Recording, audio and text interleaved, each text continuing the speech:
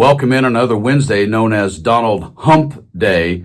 And in this particular story today, I feel the need to sing, bad boys, what you gonna do? What you gonna do when they come for you? Because that is exactly what's going on with one of Donald Trump's bestie boys that is a sycophant and on his side so much, it is going to eventually cost him big league time. And you are going to want to see this breaking story and the video associated with it because, oh my goodness, did one Pete Hegseth, Secretary of Defense, just get his hat and everything under that hat handed to him today. It is unbelievable, must-see breaking story. Let's take a quick understanding of how Trump, as he always is, has been about Pete to this point. Since you bring him up, do you still have confidence in Pete Hegseth? Yes, I do. I really do. I've known him for a long time. And he's basically a military guy. I mean, every time I talk to him, all he wants to talk about is the military. Hegseth spent the week meeting with Senate Republicans and rejecting accusations about excessive drinking. How concerned are you that the person who you picked for this top job at the Defense Department has struggled with drinking? But I've spoken to people that know him very well, and they say he does not have a drinking problem. And a 2017 sexual assault allegation that he says was consensual. He was never charged. The president and vice president-elect standing by Hegseth. We believe that Pete Hegseth is the right guy to lead the Department of Defense. That's why President Trump nominated him. We're not abandoning this nomination. Multiple Republican sources have told NBC News roughly 6 GOP senators are not currently comfortable backing him. We're going to earn those votes. We're fighting all the way through the tape. Nearly a dozen current and former Fox employees tell NBC News that Hegseth consumed alcohol. He drank in ways that were very concerning to the staff while working there. He was one of the hosts of Fox and Friends, a weekend show on Fox News, a very popular show, Hallie. And we learned, according to a number of people, former and current officials or colleagues at Fox News, that there were times where he would show up very early in the morning. He would at times even smell of alcohol from the night before. Times he would talk about being hungover, barely sleeping, or not sleeping at all from being out late the night before. There were cases where they would have to very quickly sort of rush him into the studio and get him ready, quickly put makeup on him and get ready to put him on the air to be ready to go on his show. Oh yes, none of the stories are true. He's fantastic. I love him. Everybody says. And then of course, Pete, we're going to fight and we're going to win this. Yeah. You sure about that? Because your behavior, attitude, and actual lack of performance is coming through in a really bad way. And in this breaking story, you just got slam dunked on by two strong ladies who put it right back in your face. Check this out. You are blowing through money like my fellow cadets and I did in our first Liberty after basic camp. Luckily, I didn't end up with a questionable tattoo. Your failures, Mr. Secretary, since you've taken office has been staggering. You sent classified operational information over Signal to chest thump in front of your wife, who, by the way, has no security clearance, risking service member lives in the process. You blew the $1 billion fight against the Houthis, whom, again, as my colleague says, has no Navy, and yet you lost all of those aircraft. You've created such a hostile command environment that no one wants to serve as your chief of staff or work with you in other senior DoD leadership roles.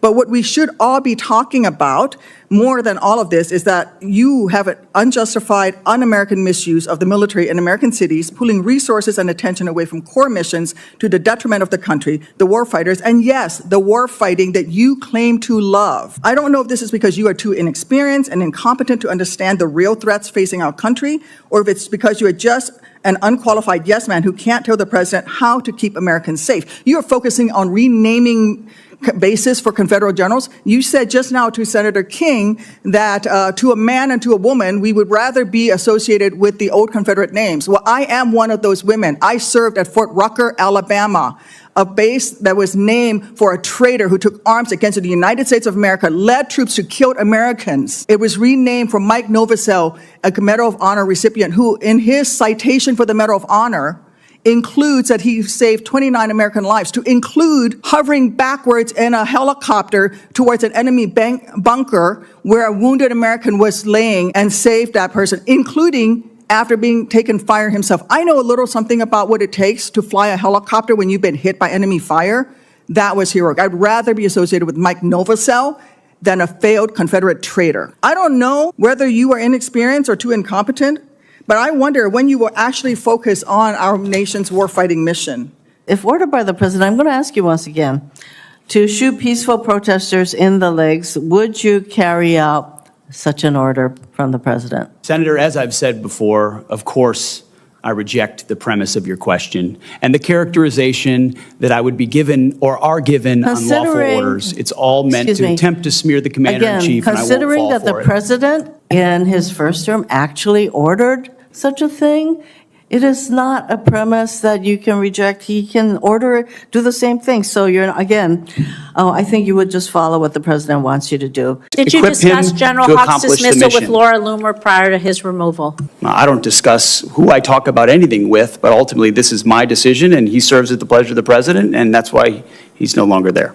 So do you believe it's appropriate for any social media personality to influence personnel decisions in your department? Yes or no?